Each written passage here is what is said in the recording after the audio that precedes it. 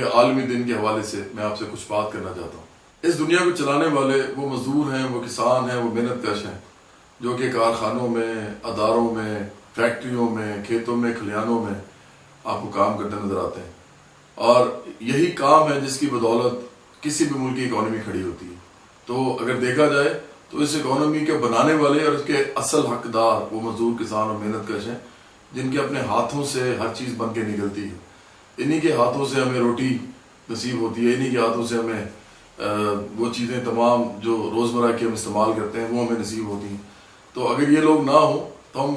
نہ کچھ پہن سکیں، نہ کچھ کھا سکیں، نہ کچھ برت سکیں۔ تو ذہن میں رکھیے کہ یہی وہ لوگ ہیں کہ جن کو ہم نے قلیل اجرتوں پہ بہت ہی برے حالات میں رکھا ہوا ہے۔ یہی وہ لوگ ہیں جن کو ہم نے بجائے کہ ان کی اس عظیم خدمات کے عوض ہم ان کو اس پوری دنیا کا نظام دے دیتے، کیونکہ یہ نظام چلائے ہوئی رہے ہیں، صرف انہوں نے گورننس کے اندر بھی آنا ہے۔ تو ہم اس کے بجائے ہم یہ کرتے ہیں کہ ہم ان مزدوروں کو، کسانوں کو کسی اور دنیا کی مخلوق سمجھتے ہیں۔ مڈل کلاس جو ہے وہ تو اسپیشلی ان کو میں یہ کہوں گا کہ وہ اپنے ارد گرد دیکھیں اور وہ محسوس کریں کہ یہ دنیا اور یہ ملک پاکستان بھی جو ہے